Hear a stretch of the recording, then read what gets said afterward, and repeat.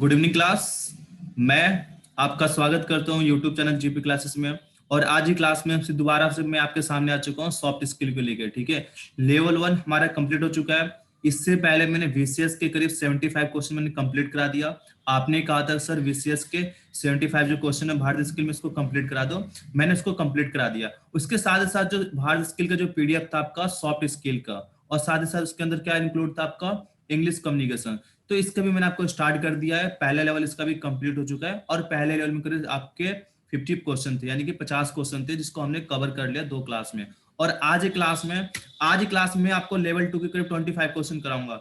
Level 2 में करीब आपके 21 या 20 के करीब क्वेश्चन थे।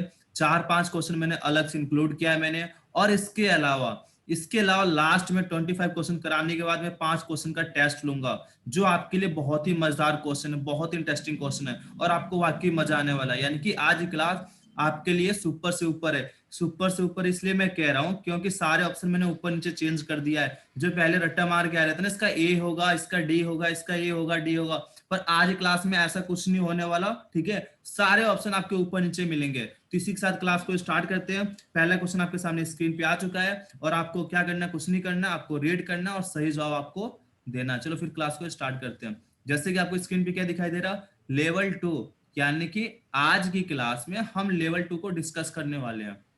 ओके, चलो फिर स्टार्ट करते हैं।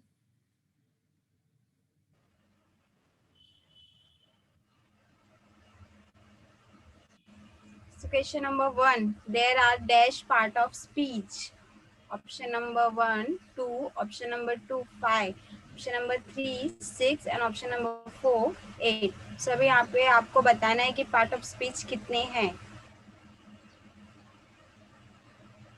तो देखो पहला क्वेश्चन आपके सामने बहुत ही मजेदार क्वेश्चन, आपसे क्या पूछ रहा हूँ कि पार्ट ऑफ स्पीच के बारे में, कि जो आपके पार्ट ऑफ स्पीच होता है कितने टाइप के होते हैं। तो ये सभी को पता है, कल की क्लास में आपको बताया गया था। तो सभी को पता है 8 होते हैं। कौन कौन से होते हैं चलो देख लेते हैं, अंजलि मैम बताएंगे यहाँ पे थोड़ा बहुत, फिर आगे बढ़ते हैं। Noun, pronoun, verb, adverb, adjective, conjunction, preposition and interjection. ये पूरे 8 पार्ट ऑफ स्पीच होते हैं। इसका एक्सप्लेनेशन कल की क्लास में मैंने ऑलरेडी दिया है, तो यहाँ पे सिर्फ मैं नेम बता दी।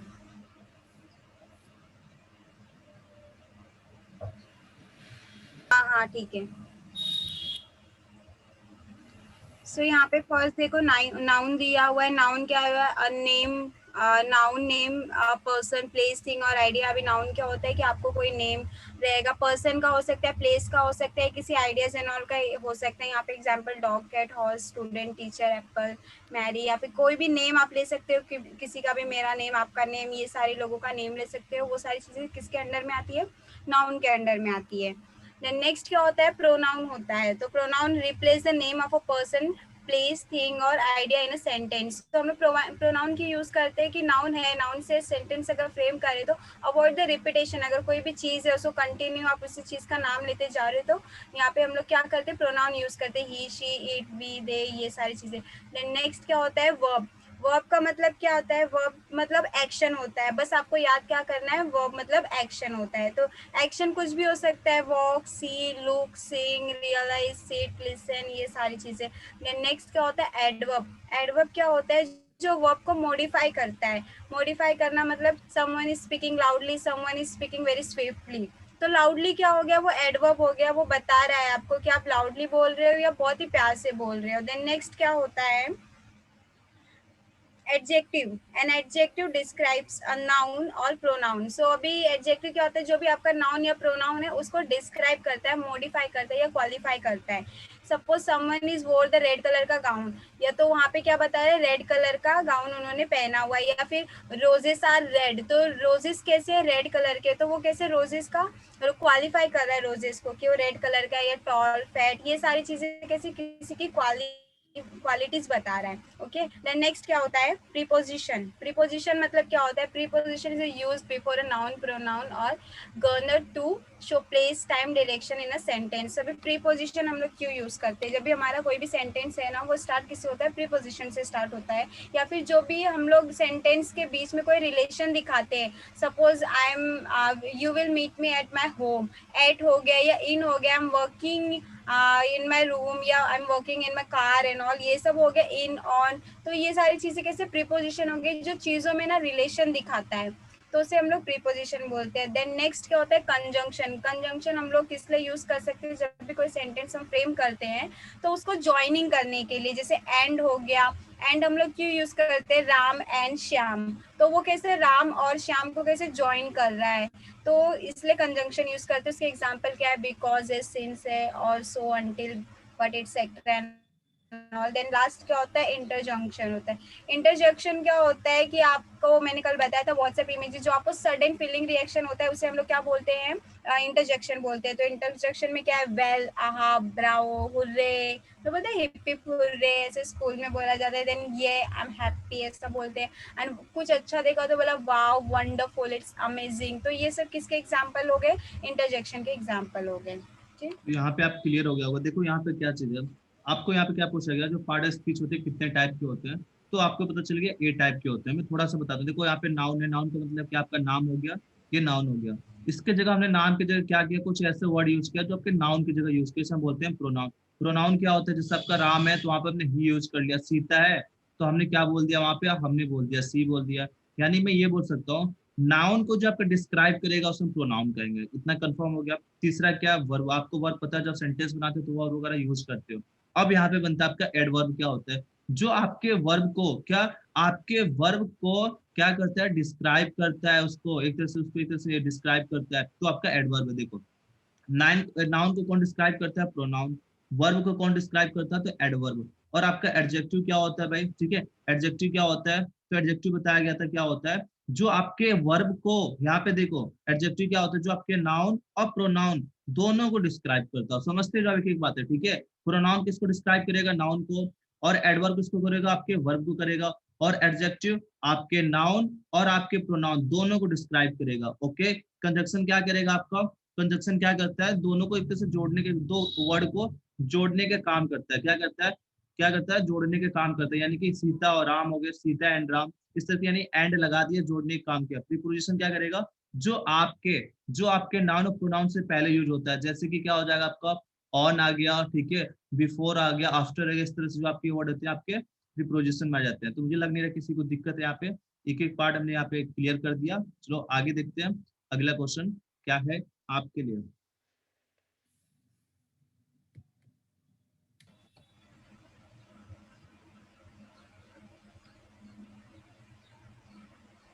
no sentence can begin with because is a dash। सो अगर आप लोगों ने लास्ट वाला क्वेश्चन अगर अच्छे से पढ़ा होगा तो उसमें मैंने एक्सप्लेन किया है कि बिकॉज किस लिए यूज होता है। ऑप्शन नंबर 1 यहाँ पर क्या है, adverb. Option number 2 conjunction. Option number 3 noun. And option number 4 pronoun. So अभी आप लोगों को यहाँ पे बताना है कि बिकॉज क्या है।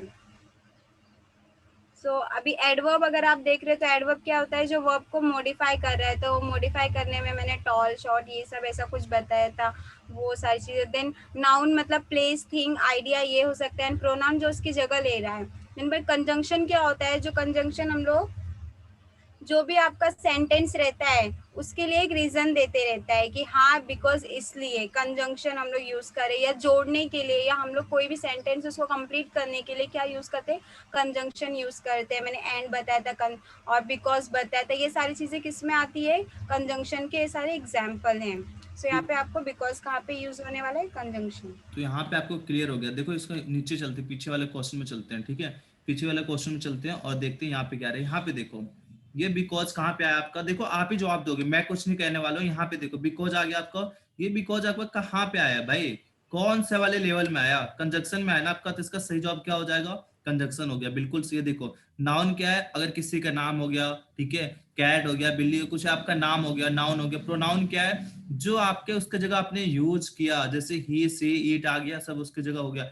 एडवर्ब क्या है, तो एडवर्ब आपका क्या आता है, जो आपके किसको, जो आपके वर्ब को क्या करता है, आपका एडवर्ब क्या करता है, आपके वर्ब को क्या करता है, एक तरह से डिस्क्राइब करता है। जैसे ऑलवेज हो गया, नेवर हो गया, लेट हो गया, इस टाइप से आते हैं, ठीक है। पर बिकॉज जो चीजों को जोड़ने के काम करता है, ठीक है, चीजों को जोड़ने का काम करते हैं, तो आपका क्या होता है, ये आपका हो गया कंजक्शन। तो यहाँ पे जोड़ने का काम हो रहा है बिकॉज, क्योंकि तो आपका कंजंक्शन हो गया। तो मुझे लग नहीं रहा किसी को दिक्कत होने वाली बात है यहाँ पे।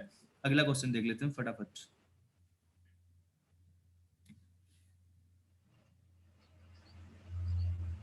question number 3, which of the following symbol is used for exclamation? So option number 1 full stop है, option number 2 that I cannot say, option number 3 ये सारे symbols हैं, I cannot read and all the symbols, but here you have to say कि इसमें से कौन सा exclamation का symbol है. तो मेरे हिसाब से कोई भी यहाँ पर गलत नहीं करेगा कि exclamation का symbol क्या होता है. तो यहाँ सभी को पता चल गया इसका सही जवाब क्या होगा, ऑप्शन नंबर बी. ठीक है. इसके अलावा मैं बात करूं तो ऑप्शन नंबर जी आपको क्वेश्चन मार्क क्या आ जाएगा. तो देखो इस टाइप से क्वेश्चन आपके पेपर में बन भी सकते हैं, नहीं भी बन सकते हैं. ठीक है. अगर बन गया तो अच्छी बात है, नहीं बना तो और अच्छी बात है. ठीक है. इसलिए नहीं बना तो भाई कितना, अगर आ गया तो कोई दिक्कत वाली बात नहीं. एक्सीलेंस. ठीक है. इसका सही जवाब हो जाएगा आपका ऑप्शन नंबर बी. ओके. अगला क्वेश्चन देखते हैं.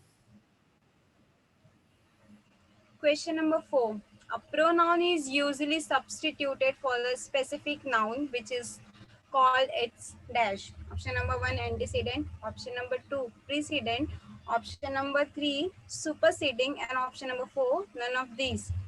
So मैं आप लोगों को पहले बता दूं कि ये सारी चीजें होती क्या है. कि एंटीसीडेंट मतलब क्या होता है कि जब आप किसी भी चीज को एकदम ज्यादा इम्पोर्टेंस दे रहे हो, लाइक एकदम ऐसा प्रायोरिटी दे रहे हो, कोई भी एक सेंटेंस फ्रेम किया देन उसमें आप सबसे ज्यादा प्रायोरिटी अगर किसी चीज को दे रहे हो तो वो क्या होता है, एंटीसीडेंट हो जाता है. ओके. देन प्रीसीडेंट मतलब क्या होता है कि एक आपको सेंटेंस दे दिया गया है. हाँ, सेंटेंस देने के बाद आप लोगों को क्या बोल दिया गया है कि मुझे ये सेंटेंस है, इसमें मुझे बस क्या करना है,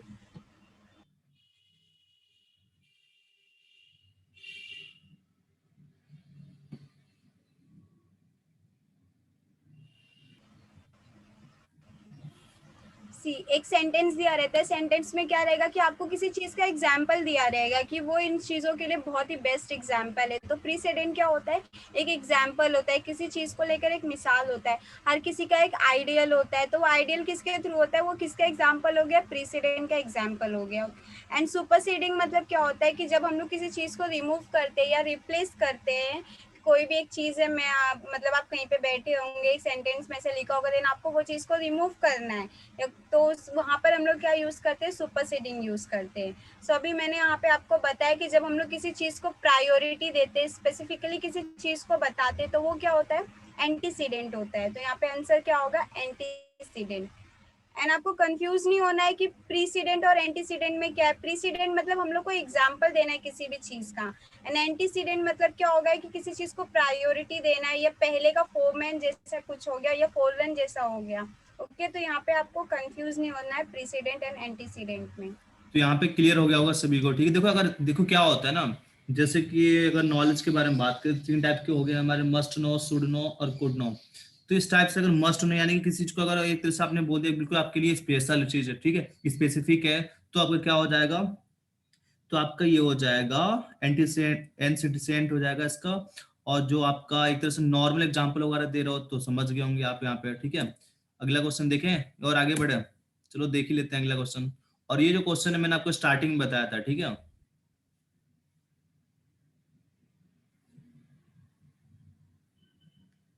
Question number 5. An adjective modifies or describes a noun or dash. Option number 1 pronoun. Option number 2 adverb. Option number 3 verb, and option number 4 none of these. So आप सभी को पता है कि एडवर्ब क्या करता है, वर्ब को मॉडिफाई करता है. देन वर्ब क्या होता है, एक्शन होता है. बट प्रोनाउन क्या होता है, वो क्या करता है, किसी भी नाउन को या एडजेक्टिव को क्या होता है, एडजेक्टिव क्या होता है, जो भी नाउन या प्रोनाउन होता है उसको क्या करता है, वो मॉडिफाई करते रहते हैं. तो यहाँ पे आंसर क्या आने वाला है, प्रोनाउन. तो देखो मैंने आपको स्टार्टिंग में क्या बताया था, स्टार्टिंग मैंने ये बताया था कि अगर नाउन को अगर जो आपका मॉडिफाई करता है चाहे डिस्क्राइब करता है उसे हम बोलते हैं क्या, प्रोनाउन. ओके. जो आपके नाउन को मॉडिफाई या डिस्क्राइब करता है उसे हम बोलते हैं प्रोनाउन. और जो आपके वर्ब को, किसको, आपके वर्ब को मॉडिफाई और डिस्क्राइब करता है उसे हम बोलते हैं एडवर्ब. ओके. पर जो आपका एडजेक्टिव होता है ये क्या करता है, ये आपके नाउन के साथ साथ आपके प्रोनाउन को भी क्या करते हैं, मॉडिफाई चाहे डिस्क्राइब करता है. तो क्लियर हो गया सभी को. अगर यहाँ पे मैं क्या करता, अगर मैं यहाँ पे नाउन को हटा के, अगर नाउन को हटा देता मैं यहाँ पे और क्या लिख देता यहाँ पे, देखो एडजेक्टिव की जगह अगर मैं यहाँ पे अगर लिख दूं, यहाँ पे एडजेक्टिव की जगह मैं लिख दूं यहाँ पे क्या चीज लिख दूं, मैं लिख दूं यहाँ पे वर्ब लिख दूं. ठीक है. और वर्ब को यहाँ पे नाउन लिख दो तो क्या हो जाएगा आपका एडवर्ब होता है यहाँ पे। पर यहाँ पे किसके बारे में बात है, जो नाउन को और आपके प्रोनाउन को दोनों को क्या करते हो, डिस्क्राइब करते हो, मॉडिफाई करते हो, तो ये क्या होता है आपका, ये होता है आपका क्या, एडजेक्टिव होता है। तो नाउन आपका मेंशन है, दूसरा क्या होगा, प्रोनाउन होगा। तो ऑप्शन नंबर ए इसका बिल्कुल सही जवाब हो जाएगा। अगला क्वेश्चन देखते हैं फटाफट।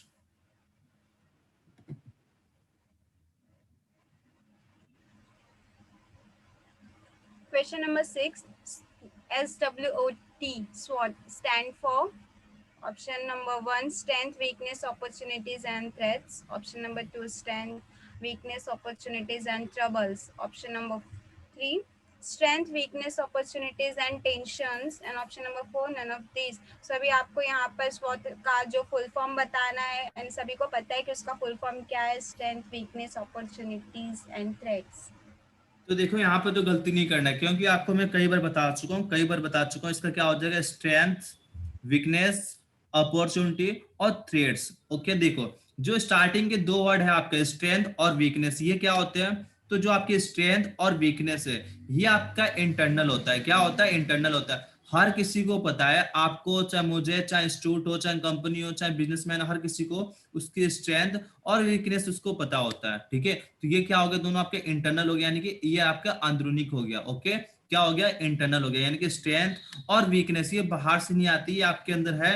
आपको पता है कि मेरी स्ट्रेंथ क्या है, मेरी वीकनेस क्या है। अब बात करते हैं अपॉर्चुनिटी की और थ्रेट्स के। तो ये आपके अंदर नहीं होता, ये आपका एक्सटर्नल होता है, ये बाहरी होते हैं। यानी कि कब आपको अपॉर्चुनिटी मिलेगी आपको नहीं पता, आपके सामने कब चुनौती आएगी, कब आपके सामने खतरे आएंगे, ये चीज आपको नहीं पता होता। यानी कि जो आपकी अपॉर्चुनिटी और थ्रेट्स होगी आपके एक्सटर्नल होते हैं, बाकी जो स्ट्रेंथ और वीकनेस होते हैं क्या होता है, इंटरनल होते हैं। अगर क्या कि आपने अपनी वीकनेस को अगर आपने अपने स्ट्रेंथ में कन्वर्ट कर दिया, तो आपके सामने कितनी भी चुनौती आ जाए, आपका अगर आपके सामने क्या अपॉर्चुनिटी मिलेगी तो आप उसका फायदा उठाओगे और अपने गोल को क्या करोगे, प्राप्त कर ले जाओगे। तो यहाँ पे मुझे लग नहीं रहा किसी को दिक्कत है। यहाँ पे अगला क्वेश्चन देखते हैं।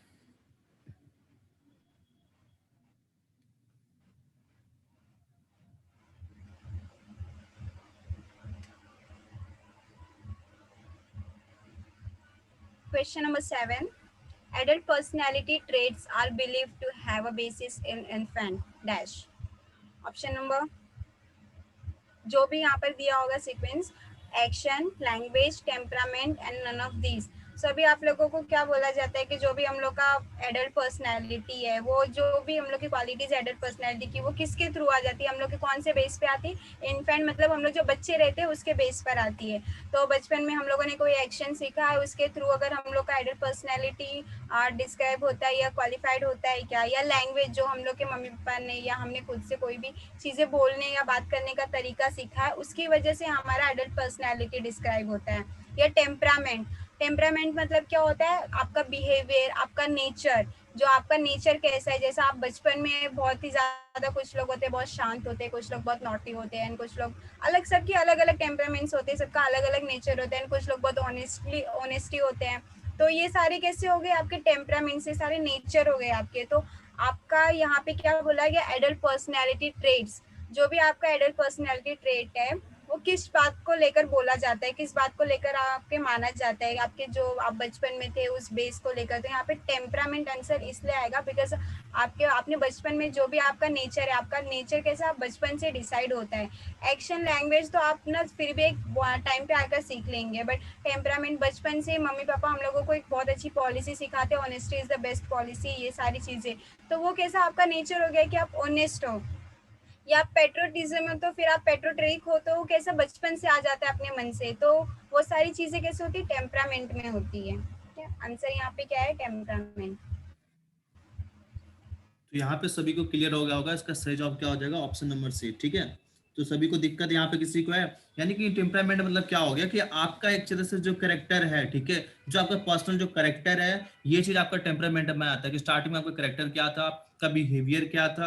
आपके जो नहीं बोलते, जो छोटे जो बच्चे होते हैं उनका जो एक तरह से क्या होता है, नेचुरली होता है बिहेवियर। ठीक है, तो जो करेक्टर उनका पर्सनल करेक्टर है वो आपके बचपन से आपके जब अडल्ट में जाते हो, चाहे अडल्ट सेंस से ऊपर आप अडल्ट में जाते हो, तो इसी के बारे में एक तरह से क्या किया जाता है, इस पे बातें की जाती है, बेसिक होता है आपका। बाकी एक्शन और लैंग्वेज तो आप एक तरह से क्या करते हो, अपने एज के अकॉर्डिंग आप चीजों को चेंज करते रहते हो। एक्शन आपका चेंज होता है, लैंग्वेज भी आप चीजों को सीखते रहते हो। ठीक है, अगला क्वेश्चन देखते हो।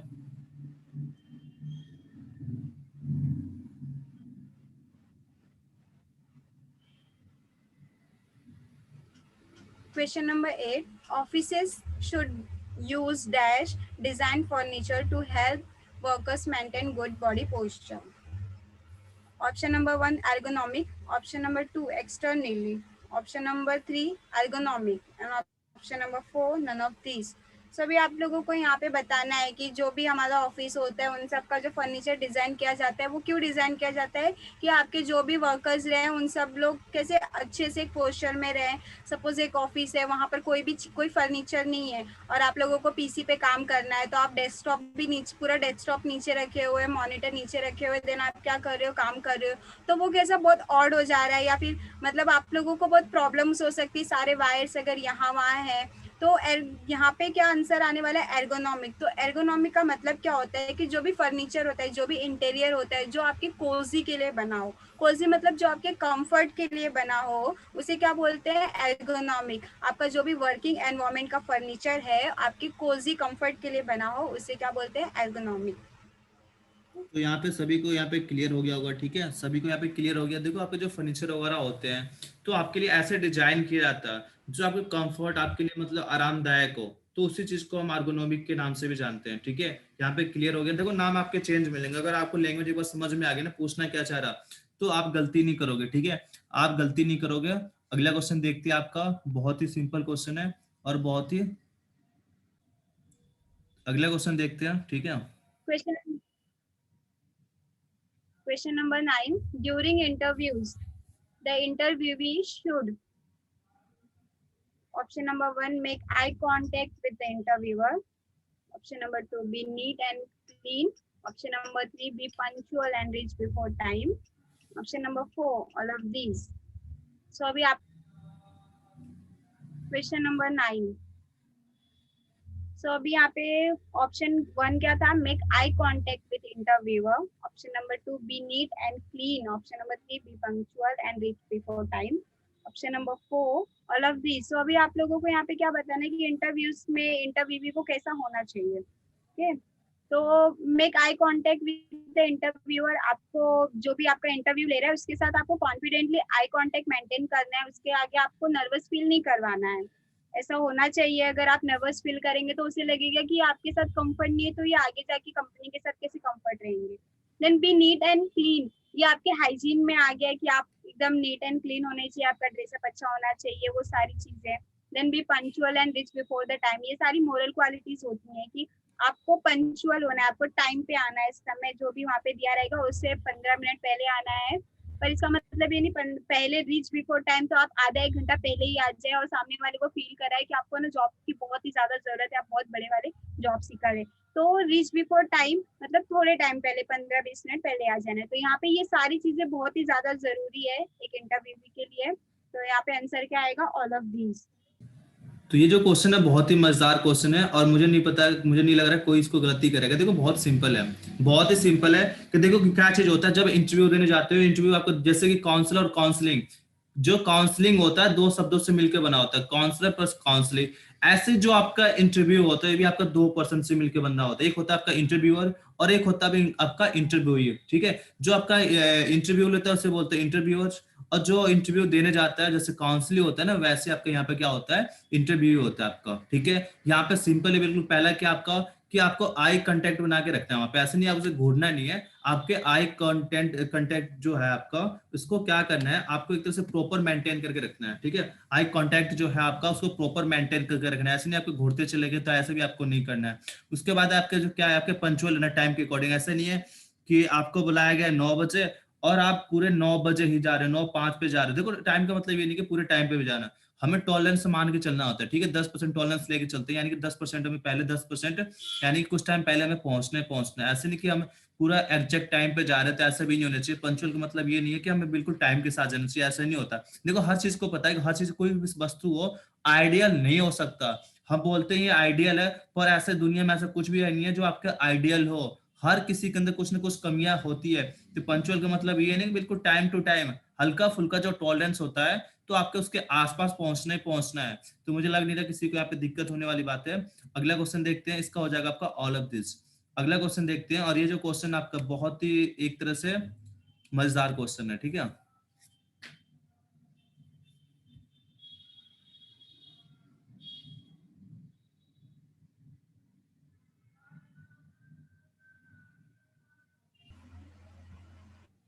Question number 10. In a group discussion, which of the following activity one should do? Option number 1, disagree politely and agree with what is right. Option number 2, argue and shout. Option number 3, look at the evaluators or a particular group member. Option number 4, talk irrelevant things and distract the discussion. So अभी आपको यहाँ पे क्या बताना है कि group discussion में कौन सी एक्टिविटी हमें फॉलो करनी चाहिए. तो disagree politely and agree with what is right. See आप लोग ना बहुत तरह की पर्सनैलिटी को फेस करते होंगे अपने आसपास. सो कुछ लोग होंगे ना, कोई भी टॉपिक चल रहा हो तो उसके आगे वो लोग क्या करते हैं ना, चिल्लाने लगते हैं या फिर डायरेक्ट मतलब वो अगर उस चीज़ से एग्री नहीं है तो लोग क्या करते हैं, बोलते नहीं नहीं ऐसा नहीं हो सकता, वैसा नहीं हो सकता. बट कुछ लोग होते हैं ना, अगर वो एग्री नहीं भी हो तो वो हमें कुछ इस तरीके से समझा देते हैं कि हमें ऐसा लगता है कि हाँ वो जो बोल रहे ना वो सही, और जो चीज़ वो सही रहती है उस चीज़ को बहुत कॉन्फिडेंटली बताते हैं. सपोज आप अपने टीचर्स में भी देख सकते हो, जिससे कुछ टीचर्स होंगे जिन्हें आप बहुत पसंद करते होंगे. क्यों पसंद करते होंगे? बिकॉज उनका जो वे ऑफ टॉकिंग रहता है वो बहुत अलग रहता है. वो अगर कोई नई भी चीज़ है तो उसे क्या करते हैं, बहुत अच्छे से समझाते हैं, जिसे हम लोग कैसे ना बहुत ही प्यार से समझ लेते हैं. तो यहाँ पे आंसर क्या होगा? Disagree politely and agree with what is right.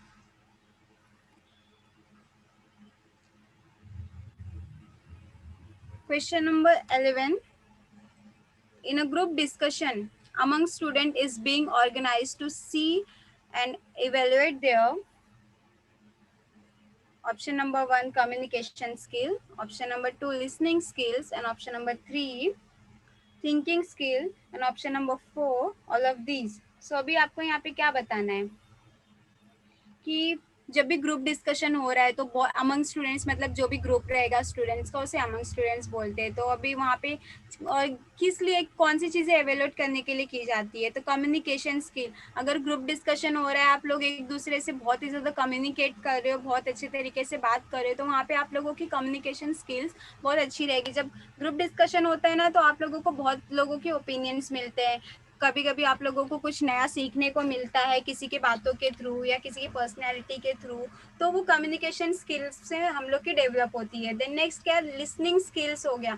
Listening skill, आप कुछ अच्छा सुन रहे हो, आप कोई कुछ अच्छा बता रहा है तो आप उसे सुनकर आप क्या करोगे कि हाँ मुझे ऐसा फ्यूचर रेफरेंस के लिए वो यूज़ में आ सकता है, तो वो लिसनिंग स्किल आप क्या सकते हैं. देन थिंकिंग स्किल्स, सब अलग अलग ओपिनियंस देंगे तो आपकी भी एक अलग थिंकिंग बाहर आती है, हर किसी की अलग थिंकिंग बाहर आती है रिगार्डिंग कोई भी पॉइंट रहेगा. तो यहाँ पे ना ये सारे के सारे बेनिफिट है. इवेल्युएशन हो रहा है आपका, तो यहाँ पे आंसर क्या है? All of this. तो यहाँ पे सभी को क्लियर हो गया होगा, ठीक है. जो ग्रुप डिस्कशन होता है तो आपके इवेल्युएट करने के लिए किस चीज पे वहाँ पे एक तरह से किस चीज को ऑर्गेनाइज किया जाता है, ठीक है. तो यानी कि आपके कम्युनिकेशन स्किल को भी, लिसनिंग स्किल को और आपके थिंकिंग स्किल को एक तरह से इवेल्युएट करने के लिए चीज यूज किया जाता है. इसका क्या हो जाएगा आपका? All of this. इसका बिल्कुल सही जवाब हो जाएगा. तो मुझे लग नहीं रहा किसी को दिक्कत. यहाँ पे देखो जो लास्ट के क्वेश्चन जो मैंने शामिल किया ना आज क्लास में, वो आपके लिए बहुत ही एक तरह से मजेदार क्वेश्चन है. तो लास्ट वाले क्वेश्चन आप देख के जाना, क्योंकि जो असली जो क्वेश्चन आपके लास्ट में मिलेंगे और ये क्वेश्चन से आपको बहुत कुछ सीखने के लिए मिलेगा. अगला क्वेश्चन आपके सामने है और देखते हैं अगला क्वेश्चन क्या कह रहा है आपसे. Question number 12. Interpersonal skills are based on option number 1 positive attitude, option number 2 decision making, option number 3 listening skill, and option number 4 all of these. यहाँ पे इंटरपर्सनल दिया हुआ है, तो इंटरपर्सनल मतलब कैसा हो गया? इंटर मतलब खुद का, जो भी हम लोगों का इंटरपर्सनल.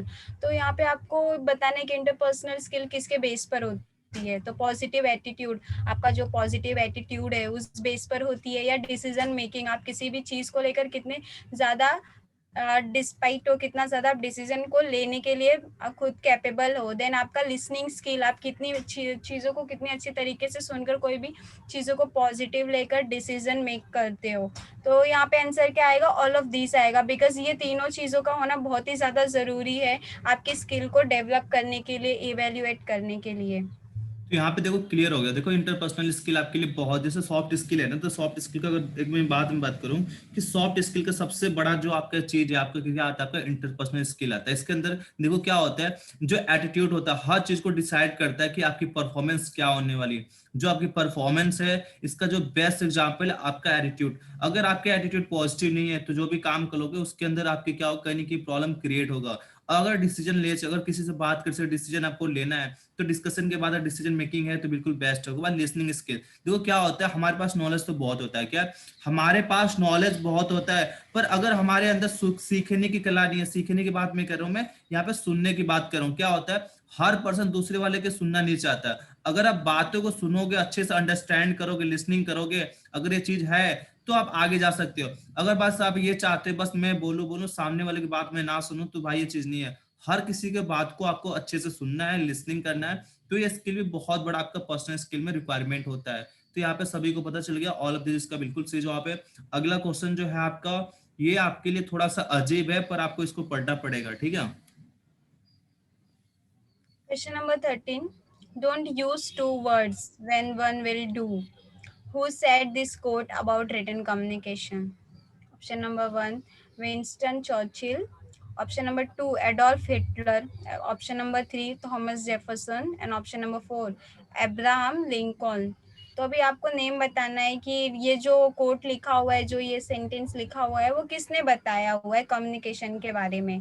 सो ये चीज़ आपको याद करनी पड़ेगी, बिकॉज यहाँ पे कुछ ऐसा है नहीं कि हम लोग इसके लिए कुछ फॉर्मूला या थेरीज दें।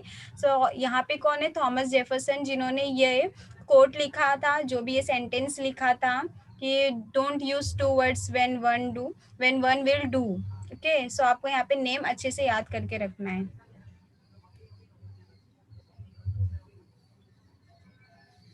Question number 14. The dash is the type of verbal communication wherein the message is transmitted through the spoken words. Option number 1, non-verbal communication. Option number 2, verbal communication. Option number 3, written communication. And option number 4, none of these. See, यहाँ पर आपको focus कहाँ पे करना है, oral, यहाँ पर लिखा है oral communication. So oral communication and then transmitted through the spoken. Spoken मतलब यहाँ पे बोला गया है, ओरल मतलब ओरल कम्युनिकेशन है, स्पोकन मतलब किसी ने बोला देन उसको ट्रांसमिट किया गया है वर्ड्स में। तो ये सारी चीजें किसको इंडिकेट कर रही है, वर्बल कम्युनिकेशन को इंडिकेट कर रही है, बिकॉज यहाँ पे कुछ बोला जा रहा है किसी के थ्रू, देन उसको ट्रांसमिट किया जा रहा है। तो यहाँ पे आंसर क्या आएगा, वर्बल कम्युनिकेशन।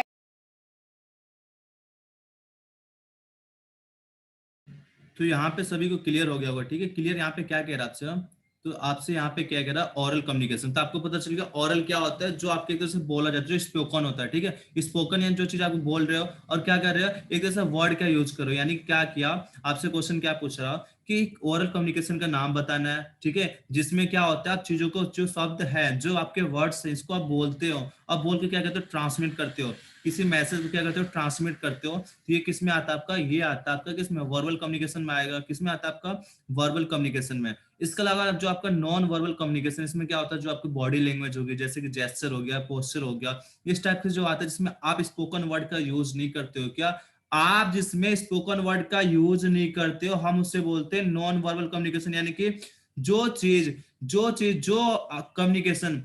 कम्युनिकेशन आपके वर्बल कम्युनिकेशन में एक सप्लीमेंट्री काम करता है। किसका काम करता है, सप्लीमेंट्री काम करता है, हम उसे बोलते हैं नॉन वर्बल कम्युनिकेशन। जैसे कि जेस्चर, पोस्चर, बॉडी लैंग्वेज। जैसे कि आप किसी से कम्युनिकेशन कर रहे हो, आपका फेस इंप्रेशन कुछ और कह रहा, और आपके जो वर्ड है, जो आपके स्पोकन वर्ड है, ये अगर अलग है, तो आपका कम्युनिकेशन बेस्ट नहीं बना जाएगा। सपोज करो आप एक बहुत अच्छी बात बता रहे हो और आपके चेहरे पे 12 बजे हुए हैं, क्या 12 बजे हुए हैं, और सामने वाले को आप हंसाने की कोशिश कर रहे हो, तो क्या सामने वाला बंदा हंसेगा, मुझे बताओ। आपके चेहरे पे तो 12 बजे हुए और दूसरों के चेहरे पे आप 1 बजाना चाहते हो, तो ऐसा नहीं होगा ना, ठीक है। तो जो आपके वर्ड जो हैं, जो आपके स्पोकन वर्ड है, आपके फेस इंप्रेशन से, आपके जेस्चर से, आपके पोस्टर से मैच होना चाहिए, तब आपका परफेक्ट कम्युनिकेशन किया जाएगा। तो यहाँ पे क्लियर हो गया होगा, वर्बल कम्युनिकेशन जो आपके स्पोकन वर्ड है, आपका वर्बल कम्युनिकेशन हो गया। जेस्चर, पोस्टर, फेस इंप्रेशन आपका सब हो गया आपका नॉन वर्बल कम्युनिकेशन। अगला क्वेश्चन है, ये क्वेश्चन बहुत ही बढ़िया क्वेश्चन है, बहुत ही बढ़िया क्वेश्चन है। Question number 15. The feedback is immediate in case of dash. Option number 1, non-verbal communication. Option number 2, written communication. Option number 3, verbal communication. And option number 4, none of these. So आप सभी को पता है कि feedback हमें कौन से communication में मिलता है। वर्बल कम्युनिकेशन में हमें फीडबैक मिलता है। अब भी सर ने बताया आप लोगों को, जो भी था कम्युनिकेशन का एलिमेंट्स एंड ऑल, वो सारी चीजें। देन यहाँ पे आंसर क्या आएगा, वर्बल कम्युनिकेशन। तो यहाँ पे देखो क्लियर हो गया, तो फीडबैक किसमें मिलता है इमीडिएटली, तुरंत आपको फीडबैक किसमें मिलता है।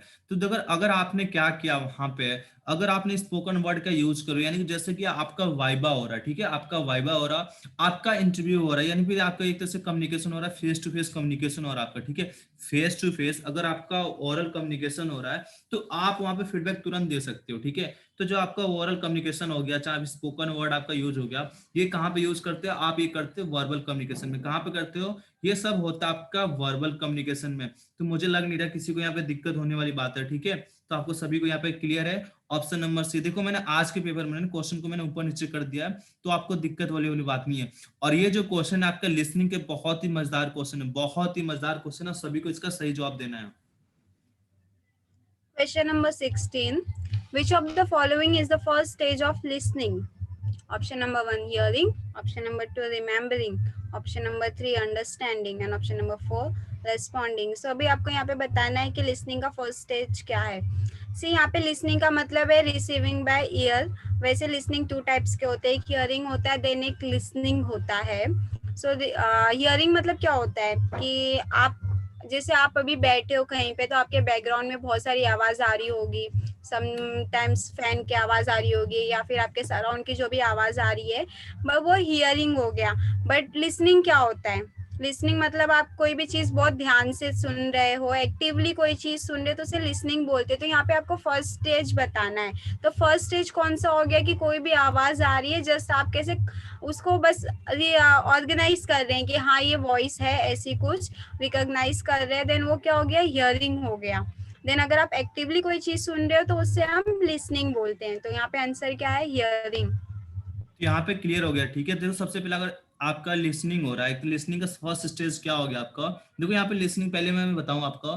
तो यहाँ पे लिसनिंग का जो फर्स्ट स्टेप आपका हेयरिंग नहीं होना चाहिए, होना तो लिसनिंग चाहिए, पर अगर यहाँ पे लिसनिंग शब्द नहीं है तो आप हेयरिंग शब्द यूज करते, चीजों को सुनना। देखो अभी लास्ट जो क्वेश्चन है इसके बारे में डिस्कस करेंगे अच्छे से हम, कि लिसनिंग क्या होता है, हेयरिंग क्या होता है, रिमेम्बरिंग क्या होता है, अंडरस्टैंडिंग क्या होता है। अब इस क्वेश्चन को समझो लास्ट में, बहुत मैं आपको लास्ट के 5 मिनट बहुत ही मजेदार चीज आपको बताने वाला हूँ, ठीक है। तो फर्स्ट स्टेज आपका क्या हो जाएगा, आपका हेयरिंग हो जाएगा, ठीक है। सेकंड स्टेज क्या होगा, थर्ड स्टेज क्या होगा, मैं आपको यहाँ पे एक इमेज के माध्यम से दिखा रहा हूँ, ठीक है। आपको यहाँ पे चीजें क्लियर हो जाएगा। तो लिसनिंग का मैंने आपको जस्ट अभी क्या बताया, अभी मैंने बताया या तो आपके हेयरिंग मिलेगा या फिर आपका लिसनिंग मिलेगा, ठीक है। लिसनिंग का जो फर्स्ट स्टेप आपका या तो लिसनिंग मिलेगा या फिर आपका क्या मिलेगा, हेयरिंग मिलेगा। तो आपको कंफ्यूज नहीं होना है। या फिर आपका ये भी हो सकता है आपका वहां पर रिसीविंग मिले, क्या मिले, रिसीविंग मिले। तो चलो देख लेते हैं हमारे 5 स्टेप कौन कौन से होते हैं। तो यहाँ पे देखो पहला हमारा लिसनिंग हो गया, दूसरा अंडरस्टैंडिंग हो गया, तीसरा रिमेम्बरिंग हो गया, चौथा आपका रिलेटिंग हो गया, अब पांचवा आपका फीडबैक हो गया। कभी कभी क्या होता है, कभी कभी क्या होता है, लिसनिंग नहीं आता आपका और आप हो जाते हैं कंफ्यूज। अब हो जाते हैं कंफ्यूज, तो होगा का मामला क्या हो रहा। तो चलो भाई मामला भी देख लेते हैं, मामला क्या हो रहा। तो कभी कभी क्या होता है, लिसनिंग की जगह आपको मिल जाएगा रिसीविंग। क्या मिल जाएगा, रिसीविंग। यहाँ पे ध्यान से देखो, आपको यहाँ पे फोकस करना है, कभी कभी आपको रिसीविंग मिलता है। देखो वही चीज है, बात एक ही है, बात एक ही है। लिसनिंग जब कोई कह रहा था उसके बातों को आप ध्यान से सुन रहे हो, यानी कि उसके बातों को आप रिसीव कर रहे हो, तो पहला स्टेप या तो रिसीविंग मिल जाएगा आपको, या फिर लिसनिंग मिल जाएगा, या फिर आपका क्या मिल जाएगा, आपका हो सकता है वहां पे क्या हो, हेयरिंग हो। दूसरा क्या होता है, अंडरस्टैंडिंग। देखो क्या होता है, ये जो आपके सामने जो दिखाई दे रहा है ना, ये आपके अफेक्टिव कम्युनिकेशन के एक तरह से डोमेन में आते हैं। किसमें आते हैं, आपके जो अफेक्टिव डोमेन होते हैं उसमें आते हैं। सबसे पहले चीजों को रिसीव करते हो, चीजों को सुनते हो, उसके बाद चीजों को अंडरस्टैंडिंग करते हो, क्या करते हो, समझने की कोशिश करते हो, और समझने के बाद रिमेम्बरिंग करते हो। यानी कि रिमेम्बरिंग मतलब उसको पूरा एक तरह से रिकॉल करते हो, उसको याद करते हो, क्या उसको पुनः याद करते हो, उसे रिकॉल करते हो, ओके। उसके बाद उसको इवेल्युएट करते हो, उसे जांच पड़ताल करते हो, क्या सही है क्या गलत है, और लास्ट में क्या है, अपने अकॉर्डिंग उसको फीडबैक देते हो। ये प्रॉपर आपके 5 स्टेज हो गए। आपके कभी लिसनिंग आ जाएगा, कभी आपको रिसीविंग दे देगा, कभी आपको वहां पे दे सकता है क्या, हेयरिंग। अभी लास्ट का जो क्वेश्चन है इसके बारे में अच्छे से डिस्कस करने वाले, तब से पहले हम अगले क्वेश्चन पे बढ़ते हैं। Importance of listening skill is to. Option number 1, understand assignments in a better way and find what is expected from a person. Option number 2, build rapport with the co-workers, bosses, and clients. Option number 3, underlying meaning in what others say. And option number 4, all of these. तो यहाँ पे आपको बताना है कि listening skill की importance क्या क्या है.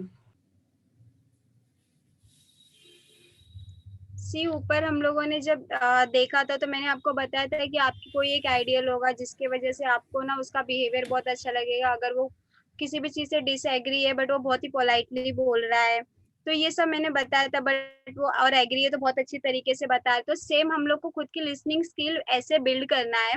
अंडरस्टैंड असाइनमेंट, या असाइनमेंट मतलब जो कॉलेज में मिलता है वो असाइनमेंट नहीं, या जो भी टॉपिक रहेगा या जो भी चीजें चल रही है उस चीज को बहुत ही अच्छे तरीके से समझना। Then find what is expected from a person.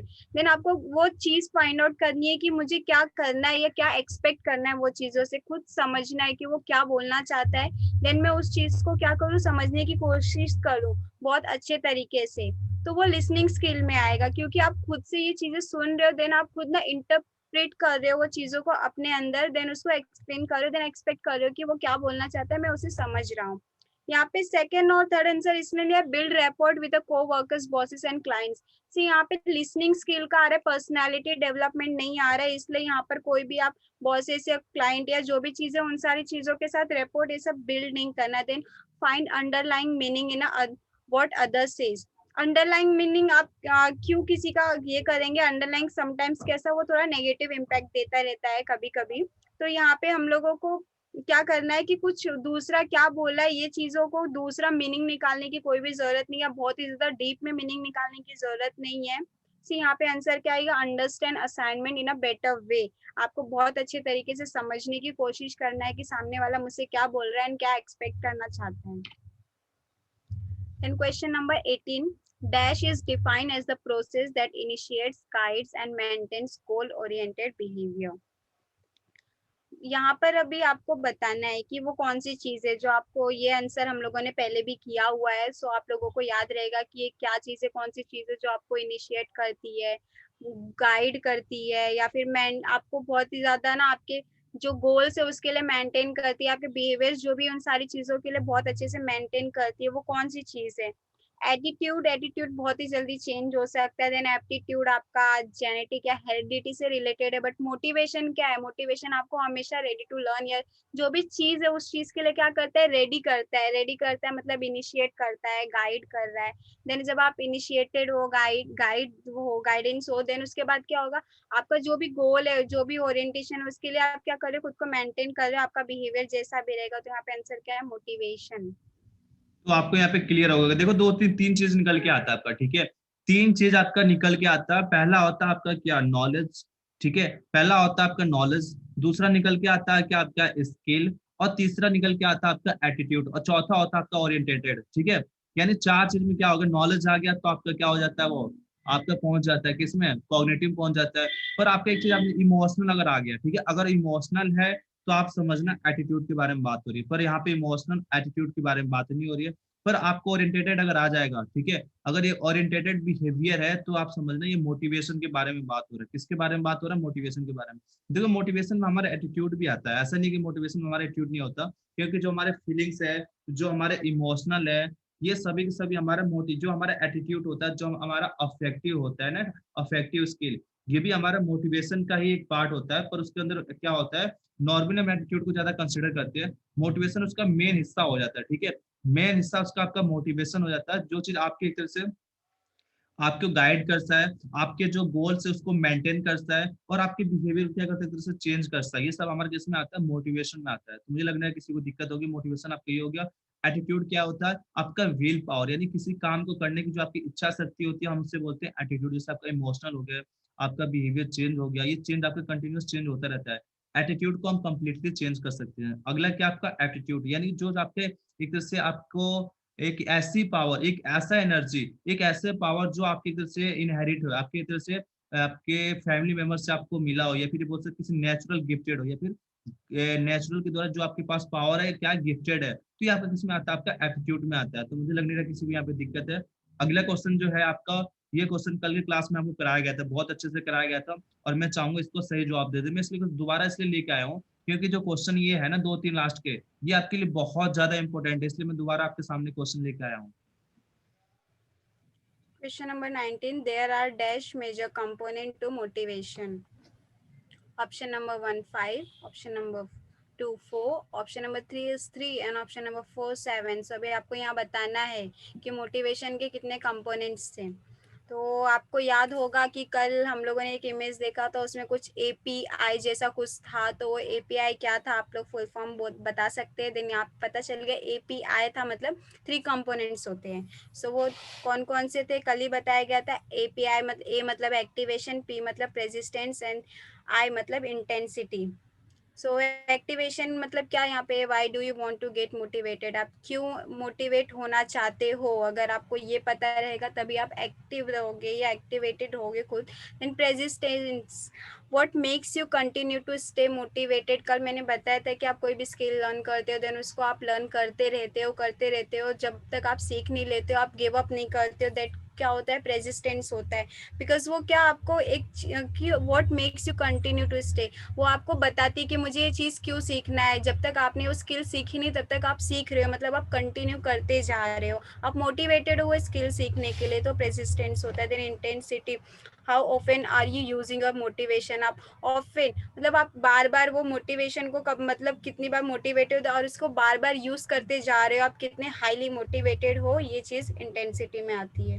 Okay तो आपको यहाँ पे क्लियर होगा। देखो आपके तीन चीज याद करना है। एपी आपको याद रखना है यानी कि एक्टिवेशन, ठीक है। उसके बाद क्या याद करना है, परसिस्टेंस आपको याद करना है, फिर आपका इंटेंसिटी है। देखो ये तीनों क्वेश्चन अभी आपके आने वाले जो क्वेश्चन है ना आपके यही मिलेंगे कि एक्टिवेशन क्या होता है, ठीक है, परसिस्टेंस क्या होता है और आपका इंटेंसिटी क्या होता है। देखो एक्टिवेशन क्या होगा, अगर आपका एक तरह से एक्शन आ रहा है, ठीक है, एक्शन आ गया या फिर आप चीजों को चाह रहे हो तो आपका एक्टिवेशन हो गया, ठीक है।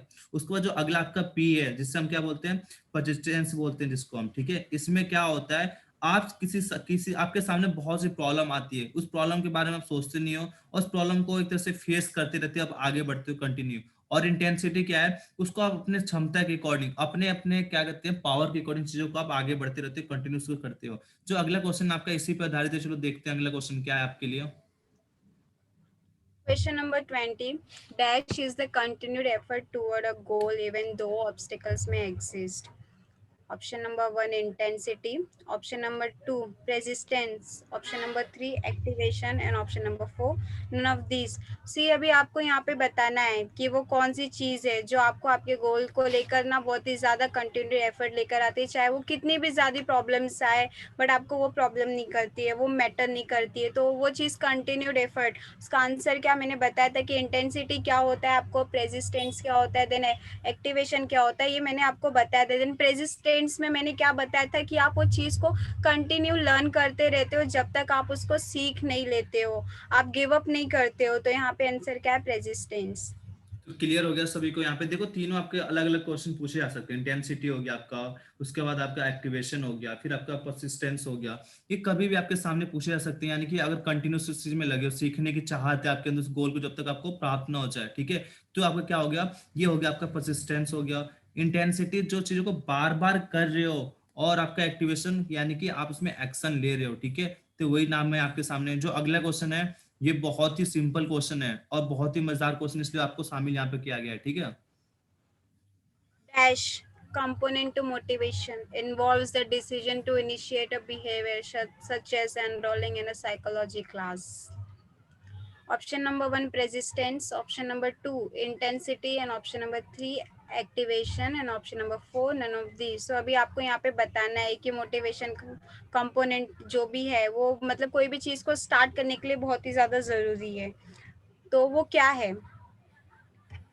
तो यहाँ पे सो क्लियर यहाँ हो पे गया, यहाँ पे क्लियर हो गया होगा, ठीक है। देखो यहाँ पे क्या है कि यहाँ पे पहले इसने मेंशन कर दिया कि कैसे कंपोनेंट्स आपके मोटिवेशन के हैं, और मोटिवेशन का आपके तीन कंपोनेंट्स आपको बताए जा चुके हैं, यानी जिस पे आप डिसीजन लेते हो, चीजों को एक्शन लेते हो, चीजों को स्टार्ट करते हो, ठीक है। तो ये आपका कौन सा होता है, आपका ये होता है आपका एक्टिवेशन। क्या होता है, एक्टिवेशन होता है। तो तीनों मैंने ऐसे क्वेश्चन आपको करा दिया, आपको यहाँ पे इंटेंसिटी का करवा दिया, मोटिवेशन का करा दिया मैंने, और उसके बाद एक्टिवेशन का भी करा दिया। तो मुझे लग नहीं रहा किसी को दिक्कत होने वाली है।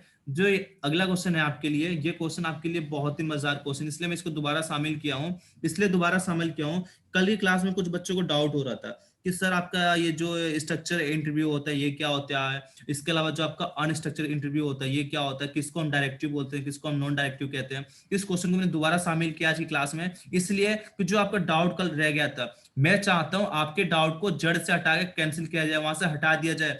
जो डाउट शब्द है ना आपके दिमाग से परमानेंट के लिए डिलीट कर दिया जाए। तो चलो अगला क्वेश्चन देख लेते हैं। Question number 22. Choose the correct option. Unstructured interview is also called dash. Option number 1, directive interview. Option number 2, non-directive interview. Option number 3, collaborative approach interview. And option number 4, approach interview.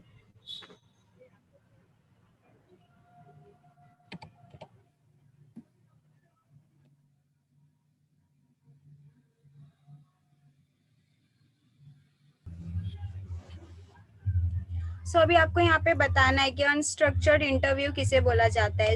Unstructured मतलब क्या हो गया, non directive जैसा कुछ हो गया. Non directive को unstructured बोला जाता है, देन डायरेक्टिव को स्ट्रक्चर्ड या पैटर्न इंटरव्यू बोला जाता है. दोनों में डिफरेंस क्या है? डायरेक्टिव इंटरव्यू कैसा होता है, जहाँ पे 2 पार्टीज होती है, दोनों पार्टीज अपने जो भी डाउट्स होते हैं वो सारी चीजें क्लियर कर लेती है. सपोज आप बहुत ज्यादा एक्सपीरियंस्ड वाले हो, तो आप इंटरव्यू के लिए जा रहे, तो आप अपने सारे रिक्वायरमेंट्स बोलोगे सामने वाली पार्टी को, जो आपका इंटरव्यूअर है ना, आप उसको बोलोगे कि मुझे ऐसी ऐसी चीजें चाहिए. वो कैसे डायरेक्टिव इंटरव्यू में आ जाता है. बट नॉन डायरेक्टिव मतलब अनस्ट्रक्चर्ड में कैसा होता है, और कि जो 2-4 लोग या एक जन रहेंगे वो आपका इंटरव्यू लेने वाले रहेंगे, देन वो आपको जो चीजें बताएंगे. स्पेशली फ्रेशर्स के लिए ऐसा होता है कि वो क्या आपको बताते हैं कि आपको ये चीजें ऐसे करनी है, हम आपको ऐसा देने वाले, ये रिक्वायरमेंट्स है, ऐसा वैसा है, तो आप वहाँ पर जाने वाले उनके रिक्वायरमेंट के हिसाब से, और ये हो जाता है. बट डायरेक्ट इंटरव्यू में कैसा होता है कि वहाँ पे पार्टीज होंगी, और वहाँ पे पार्टीज मतलब वो वाली पार्टी नहीं, मतलब लोग होते हैं जो बैठे होते हैं उनको पार्टीज बोलते हैं. तो वो लोग ना आपको बताएंगे ऐसा करना है, देन आप भी अपने डाउट्स क्लियर करोगे कि सी मेरी भी ऐसी कंडीशन है, अगर आप मुझे इस तरीके से रख रहे हैं तो वो डायरेक्टिव इंटरव्यू होता है. ठीक है. तो यहाँ पे क्लियर देखो, आपको 2 चीज याद रखना है यहाँ पे, ठीक है. 2 चीज याद रखना है, 2 चीज यहाँ पे क्या, पहला आपका डायरेक्टिव इंटरव्यू और दूसरा आपका नॉन डायरेक्टिव. अगर डायरेक्टिव है तो क्या रखना है यहाँ पे, देखो स्ट्रक्चर्ड नहीं, अनस्ट्रक्चर्ड. ठीक है, अनस्ट्रक्चर्ड अगर आ गया तो समझना आप किसके बारे में बात कर रहा हो, डायरेक्टिव इंटरव्यू के बारे में बात हो रही है. अगर यहाँ पे अनस्ट्रक्चर्ड नहीं होता आपका, तो फिर क्या होता, अगर स्ट्रक्चर्ड होता है यहाँ पे, तब होता आपका non directive interview. Just opposite, जैसा कि अगर एनर्जी सोर्स के बारे में पढ़ाया जाता है आपका, एक होता है कन्वेंशनल एनर्जी सोर्स और दूसरा होता है नॉन कन्वेंशनल एनर्जी सोर्स. तो ये नाम इनका आपके जस्ट अपोजिट होते हैं, ठीक है. पर इनका नाम हमें पढ़ने में अपोजिट लगता है, पर होते सिंपल है. तो कभी कभी वर्ड हमारे जो इंग्लिश में होते हैं, कभी कभी ऐसा अजीब अलग लगता है, पर होता सिंपल है वो, ठीक है. पर आपको बस एक चीज याद रखना है यहाँ पे, अगर है वहाँ पे अनस्ट्रक्चर्ड इंटरव्यू, तो समझना आपका डायरेक्ट इंटरव्यू है.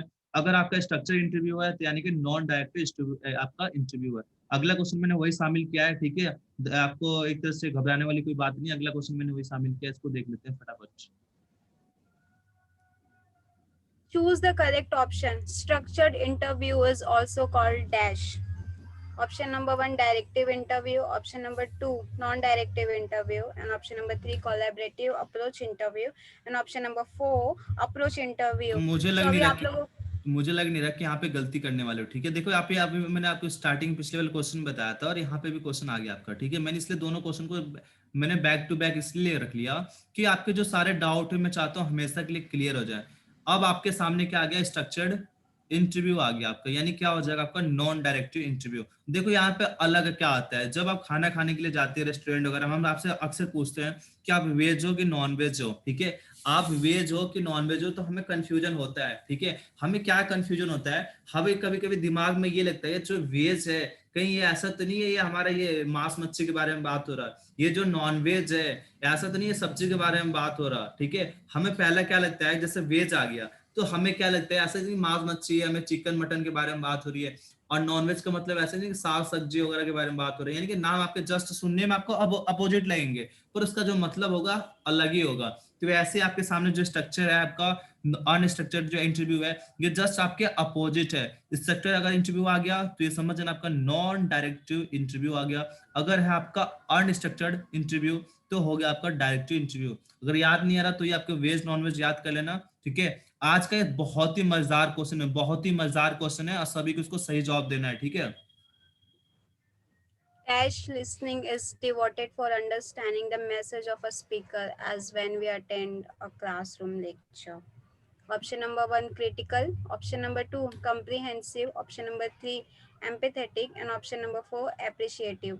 तो अभी आपको यहाँ पे क्या बताना है कि जो भी लिसनिंग है वो क्लासरूम में हो रही है, देन वहाँ पे आपको जो भी मैसेज स्पीकर दे रहा है उसको समझने के लिए कौन सी लिसनिंग हम लोग को चाहिए होती है, मतलब कौन सा ज़्यादा हम लोग को डिवोटेड है हम लोग कौन सी लिसनिंग के लिए। सो अंडरस्टैंडिंग का अगर आप सिनोनिम्स देखें तो वो क्या होता है, ये क्वेश्चन कल भी आ चुका था।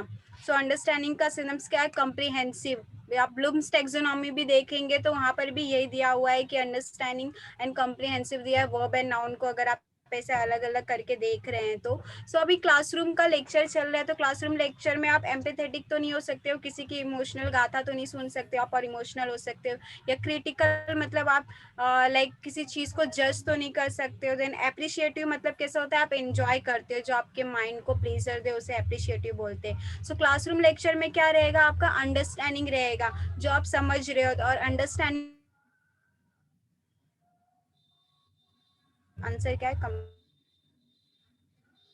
तो यहाँ पे देखो क्लियर हो गया। देखो अगर अंडरस्टैंडिंग के बारे में बात करें तो अंडरस्टैंडिंग आपका एक से ज्यादा जगह आ सकता है। क्रिटिकल में तो आएगा नहीं, ठीक है। इम्पैथेटिक इसमें आ सकता है आपका, कॉम्प्रिहेंशन में आएगा, आ गया। इसके अलावा किसमें आता है आपका, इम्पैथेटिक में अभी आ जाएगा आपका, ठीक है।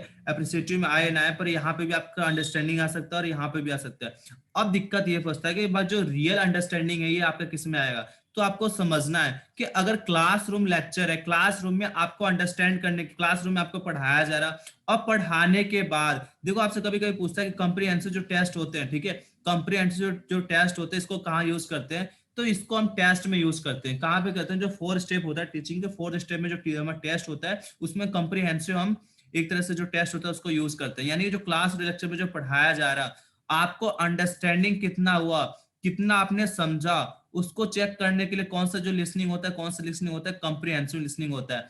तो इसका सही जवाब क्या हो जाएगा, इसका सही जवाब हो जाएगा आपका ऑप्शन नंबर क्या हो जाएगा, इसका सही जवाब हो जाएगा option number B.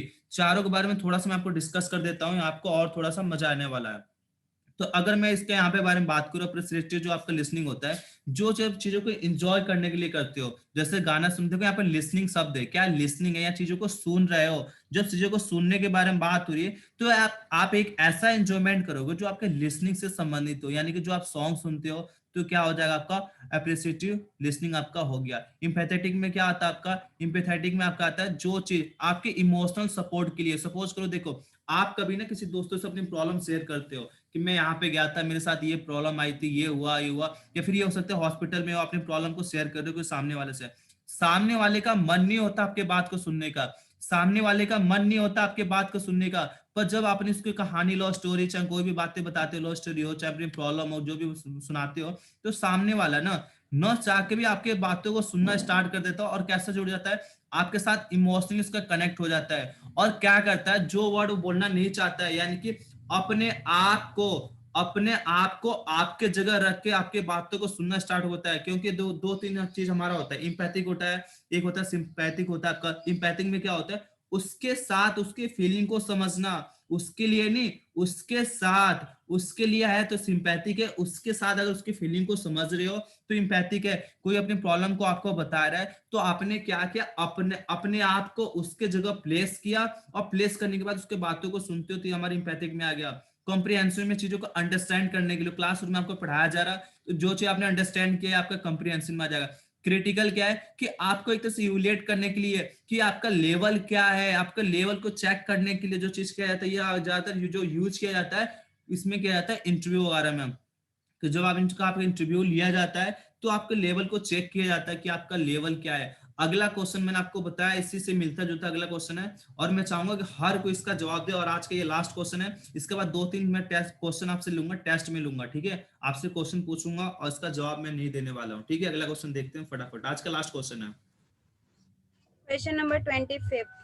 In a which of these the listener puts himself in a place of the speaker? So अभी आपको बताना है कि मतलब इसमें से जो भी ऑप्शन दिए जाएंगे उसमें आपको क्या बताना है कि जो भी लिसनर है वो ना, अब जो भी आपको सुना रहा है, जो स्पीकर आपको कोई भी चीज़ बता रहा है, आप उसके साथ उसकी चीज़ें फील कर रहे हो, जो भी चीज़ें बता रहा है आप उसके साथ में हो। तो ऑप्शन क्या है यहाँ पे, critical listening, option number 2 comprehensive listening, and option number 3 empathetic listening, and option number 4 appreciative listening. See, sir, तो यहाँ पे क्लियर हो गया होगा। देखो यहाँ पे क्या मैंने आपको अभी जस्ट अभी बताया कि स्पीकर क्या अपने प्रॉब्लम को, अपने बातों को, जो भी कुछ है आपको सुना रहा है, ठीक है। तो आपने क्या है, चीजों को सुन रहे हो, कैसे सुन रहे हो, आपने क्या किया, उसके जगह किसके जगह भाई, स्पीकर के जगह अपने आप को पुटअप किया, उसके प्लेस पे क्या किया, अपने आप को पुटअप किया, और पुटअप करने के बाद उसके बातों को आप सुन रहे हो, क्या कर रहे हो, लिसनिंग कर, उसके बातों को सुन रहे हो। तो मैंने क्या बताया, ये सब कहाँ पे होता है आपका, ये होता है आपका एम्पैथेटिक में होता है आपका, किस में होता है, ये होता है आपका।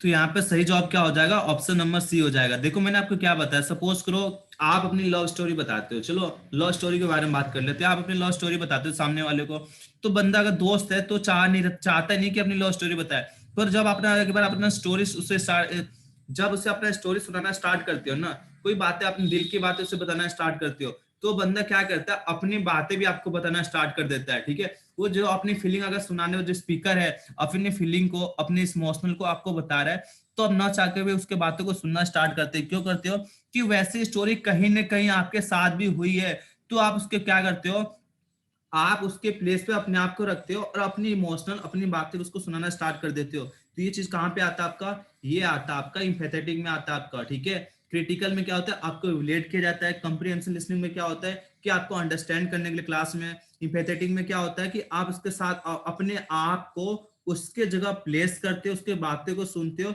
और अपनी बातों को भी उससे बताने लगते हो। अप्रिसिएटिव लिसनिंग में क्या होते हैं, आप इंजॉय करने के लिए बातों को सुनते हो। तो यहाँ पे देखो आपका क्या हो गया, या हो गया आपका एम्पैथेटिक में, यानी कि इमोशनल सपोर्ट हो जाता है उसके साथ, एक तरह से इमोशनली लगाव हो जाता है, ठीक है। तो ये आपको क्लियर हो गया, ये आपका वही चीज मेंशन है कि आप क्या करते हो, एम्पैथेटिक में आप क्या करते हो कि आप उसके बातों को, आप अपने फीलिंग को दूसरे के साथ शेयर करते हैं इसमें, ठीक है।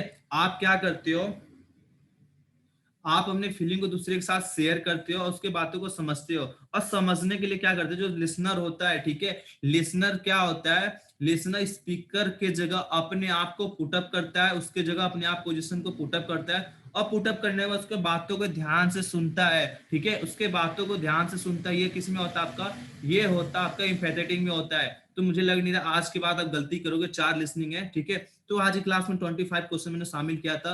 अब चलो टेस्ट ले लेते हैं और देखते हैं टेस्ट देने के लिए कौन कौन तैयार है, ठीक है। तो टेस्ट देने के लिए स्टार्ट हो जाओ सभी के सभी। 5-7 क्वेश्चन है और मैं चाहूंगा कि सभी को सभी यहाँ पे सही जवाब देना है। ये जो 5 क्वेश्चन है ना, ये भारत स्किल के नहीं है, ये खुद के बनाए हुए क्वेश्चन है या फिर गूगल वगैरह साइट से उठाए हुए क्वेश्चन है, ठीक है। तो आपको थोड़ा सा अलग मिलेगा यहाँ पे और आपको यहाँ से जवाब देना है, सही जवाब आपको देना है, ठीक है। चलो देखते हैं क्वेश्चन क्या है। Question number 1. Which of these is not a step in the listening process? Option number 1, to stop talking. Option number B, receiving. Option number C, misinterpreting. And option number D, responding. So अभी आपको यहाँ पे क्या बताना है कि कौन सा स्टेप लिसनिंग प्रोसेस के लिए नहीं है। सपोज आपको कोई अगर स्पीकर है कुछ बोल रहा है तो आप अगर बीच में बोलते जाओगे तो वो तो नहीं। देन टू स्टॉप टॉकिंग, ये तो होगा कि आपको बात नहीं करना है जब आप कुछ सुन रहे हो। देन रिसीविंग, कोई आप जब वो कोई बोल रहा है तो आपको वो चीज़ रिसीव करना है। रिसीव किया देन होगा उसके आगे इंटरप्रेटिंग हो सकता है, बट यहाँ पे मिस इंटरप्रेटिंग दिया हुआ है। मिस इंटरप्रेटिंग मतलब आपको समझना नहीं है उसे एक्सप्लेन जो कर रहा है उसे जस्ट अवॉइड कर देना है। तो यहाँ पे क्या हो गया कि मिस इंटरप्रेटिंग आ जाएगा, बिकॉज आप इंटरप्रेट करोगे तो रेस्पॉन्ड करोगे, बट अगर आप मिस इंटरप्रेट करोगे तो आप रेस्पॉन्ड नहीं कर पाओगे। तो यहाँ पे आंसर क्या होगा, मिस इंटरप्रेटिंग। सी यहाँ पे क्या दिया गया है, listening consist of 4 main types. They are to stop talking, receiving, interpreting, and responding. Hearing is a different from the listening. Hearing is different from listening. ये मैंने आपको बताया था कि hearing and listening में difference क्या है। देन यहाँ पे ये 4 स्टेप्स दिए हुए हैं। कौन सा है फर्स्ट स्टेप, देखो यहाँ पे ए दिया हो गया है, to stop talking. Then second B, receiving. And यहाँ पे सी में मिस इंटरप्रेटिंग दिया है, जो हम लोगों को ये लिसनिंग का प्रोसेस नहीं आता है। तो यहाँ पे क्या आंसर, लिसनिंग की प्रोसेस में क्या आता है, इंटरप्रेटिंग आता है। देन आपका फाइनल क्या होता है स्टेप, रेस्पॉन्डिंग होता है। तो आपको यहाँ पे क्लियर होगा। देखो 4-5 क्वेश्चन करने वाला हूँ, 4-5 क्वेश्चन इसी क्वेश्चन में आपके मिल जाएंगे, ठीक है। इस क्वेश्चन इस जो यहाँ पे जो डाटा जो नीचे मेंशन है ना आपके 4 स्टेप, इस चारों स्टेप को अच्छे से याद कर लो, क्योंकि आने वाले जो 4 क्वेश्चन इसी पर आधारित है। कौन सा, देखो क्या होता है, लिसनिंग और जो हमारे हेयरिंग होता है, अभी लास्ट में बताऊंगा, इन दोनों में बहुत अंतर होता है, ठीक है, बहुत ज्यादा अंतर होता है। हमें लगता है एक जैसे, पर बहुत अंतर होता है। तो आपको अलग अलग आपके स्टेप मिलेंगे, ठीक है। तो वैसे कौन सा स्टेप जिसमें शामिल नहीं होगा आपका, तो ये आपका मिस इंटरप्रेटिंग हो जाएगा, ठीक है। मिस इंटरप्रेटिंग नहीं होता आपका, इंटरप्रेटिंग होता है, ठीक है। मिस इंटरप्रेटिंग आपका नहीं होता है, इंटरप्रेटिंग होता है आपका। तो ये आपका गलत जवाब है। इसके अलावा तो पहला स्टेप हमारा क्या होता है, टू स्टॉप टॉकिंग। दूसरा होता है रिसीविंग होता है। तीसरा क्या होता है, तीसरा होता है आपका इंटरप्रेटिंग होता है, और चौथा होता है आपका रिस्पॉन्डिंग। तो ये चार आपके स्टेप होते हैं सीक्वेंस से, आपको याद कर लेना है। अगला क्वेश्चन आपका वही है कि सेकंड आपका फर्स्ट स्टेप क्या होगा, ठीक है। लिसनिंग का फर्स्ट स्टेप क्या होगा, फर्स्ट यहाँ पे आपसे क्या पूछ रहा है, फर्स्ट स्टेप क्या होगा। तो मुझे लग नहीं रहा इसमें किसी को दिक्कत होने वाली है, सभी को इसका सही जवाब बताना है कि फर्स्ट स्टेप आपका क्या होता है लिसनिंग का। देखो यहाँ पे जो है ना आपका रिसीविंग तो होता है, पर रिसीविंग से पहले आपका एक स्टेप मान के चलते हैं एक्स्ट्रा हमने कंक्लूड यहाँ पे इंक्लूड कर लिया, तो क्या होगा आपका स्टॉप टॉकिंग, ठीक है। स्टॉप टॉकिंग, अगर आप किसी से किसी चीज को सुनना चाहते हो, तो अगर आप बात कर रहे हो किसी से, अगर आप किसी अलग से किसी पर्सन से आप बात कर रहे हो, तो आपको क्या करना है, सबसे पहले उसको बात को सुनने के लिए आपको अपनी बातों को बंद कर देना है, ठीक है। जो आप किसी से एक तरह से बात कर रहे हो, टॉकिंग कर रहे हो, तो आपको क्या करना है, वहां पे बंद कर देना है, उसके बाद उसके बातों को रिसीव करना है। तो सबसे पहले क्या करना है, स्टॉप टॉकिंग, इसका बिल्कुल सही जवाब इसका हो जाएगा। चलो अगला क्वेश्चन देख लेते हैं, अगला क्वेश्चन क्या है आपके लिए, ठीक है। अगला क्वेश्चन यहाँ पे क्या है, थर्ड स्टेप के बारे में पूछ रहा। लिसनिंग प्रोसेस का जो तीसरा स्टेप होता है, लिसनिंग प्रोसेस का जो तीसरा स्टेप होता है, इसका नाम आपको बताना है। और मैं चेक कर रहा हूँ यहाँ पे कमेंट सेक्शन में किसके जवाब मैक्सिमम जवाब आ रहे हैं, ठीक है। मैक्सिमम जवाब किसके सही आ रहे हैं। दूसरा स्टेप, तीसरा स्टेप आपसे पूछ रहा है, तीसरा स्टेप क्या होता है, तो मैंने आपको अच्छे से बता दिया। तीसरा स्टेप क्या होता है आपका, इंटरप्रेटिंग होता है। क्या होता है, इंटरप्रेटिंग, इसका बिल्कुल सही जवाब होता है। ओके, तीसरा स्टेप मैंने, पहला स्टेप क्या हो गया, स्टॉप टॉकिंग हो गया, दूसरा हो गया आपका यहाँ पे रिसीविंग हो गया, तीसरा क्या हो गया, इंटरप्रेटिंग हो गया, चौथा आपका रिस्पॉन्डिंग हो गया। तो तीसरा स्टेप आपसे पूछ रहा, तीसरा स्टेप आपका हो गया इंटरप्रेटिंग, इसका बिल्कुल सही जवाब है। ओके, यहाँ पे क्लियर हो गया, थर्ड स्टेप आपका हो गया लिसनिंग का। इसके अलावा जो अगला क्वेश्चन है देख लेते हैं, चौथा क्वेश्चन क्या कह रहा है, लास्ट स्टेप यानी कि फोर्थ स्टेप क्या होता है। लिसनिंग का जब चौथा स्टेप होता है, ये क्या होता है, तो मैं कई बार बता चुका हूं, कई बार बता चुका, किसी को गलत नहीं करना है। तो लास्ट स्टेप क्या होता है कि आप चीजों को फीडबैक देते हो, यानी कि रिस्पॉन्डिंग करते हो। क्या करते हो, रिस्पॉन्ड करते हो। क्या करते हो, सामने वाले को रिस्पॉन्स करते हो। तो इसका सही जवाब क्या हो जाएगा, ऑप्शन नंबर डी। ओके, इसका सही जवाब क्या हो जाएगा, ऑप्शन नंबर डी हो जाएगा। अब हम चलते हैं पांचवें और छठे क्वेश्चन पे, जो आपके हेयरिंग पे और आपके लिसनिंग पे आधारित है, और देखते हैं कि अंजलि मैम का कहना क्या है यहाँ पे। Okay, Hearing means perceiving with ears. तो यहाँ पे ऑप्शन है ट्रू एंड फॉल्स। सी मैंने हियरिंग का मतलब क्या बताया था, हियरिंग मतलब सुनना होता है, लिसनिंग मतलब भी सुनना होता है। तो हियरिंग मतलब अभी कैसा होता है, हर किसी के बैकग्राउंड में आवाज आते रहती है, हर किसी के आते रहती है, तो आप उसको क्या करते हो, परसीव करते रहते हो, आप सुनते रहते हो, बट आप उस पर अटेंशन नहीं पे करते हो, बिकॉज वो कैसा वो होते रहती है, वो एनवायरमेंट में सडन है, वो होना हैपन है, जो कुछ भी हो सकता है। बट आप लिसनिंग की अगर बात कर रहे हो, तो listening means to respond to advice और रिक्वेस्ट। तो यहाँ पर आप कैसे सुन रहे हो, सुनने के बाद आप रेस्पॉन्ड करते हो। सी परसिविंग मतलब अगर आपको फैन की आवाज आ रही है, तो आप उस पर रेस्पॉन्ड नहीं करते हो, अरे यार ये फैन तो आवाज क्यों क्यों क्यों कर रहा है, बंद हो जाओ, और ऐसा है कि फैन बंद हो जाएगा, ऐसा तो नहीं हो सकता। बट लिसनिंग में अगर कोई कुछ बोल रहा है, आप उसको सुन रहे हो, आप एडवाइस कर रहे हो या आप रिक्वेस्ट कर रहे हो, आप कुछ आपको सही लग रहा है, तो आप क्या करते हो, रिक्वेस्ट करते हो। अगर आपकी कुछ रिक्वायरमेंट है तो आप रिक्वेस्ट करते हो। देन अगर आपको कोई चीज़ अच्छी लगी, आप किसी को कुछ सजेशन देना है, तो आप एडवाइस करते हो। देन आपको कोई किसी ने कुछ पूछा तो आप रेस्पॉन्ड करते हो। तो वो कैसे लिसनिंग में आया, मतलब वो कैसे आप समझ रहे हो, आप वो चीज़ कैसे समझ रहे हो। बट परसिविंग मतलब वो हैपन है, वो हो रहा है, हवा की आवाज़ आना, फैन की आवाज़ आना, या फिर वो जो आप कहीं पे बाहर हो तो हॉर्न की आवाज़ आना, ये सब कैसे परसिविंग में होता है। So hearing means perceiving is true and listening means to respond to advice or request is true. देखो ठीक यहाँ पे है, एक सो आप एक, लोगों को एक समझ आपको मजेदार एग्जांपल दे रहा हूँ, ठीक है। हेयरिंग का और लिसनिंग का, देखो मैडम क्लास में पढ़ाती है, कहती है लिसनिंग, यानी कि आपसे रिक्वेस्ट किया है कि आप उनकी बातों को सुनो।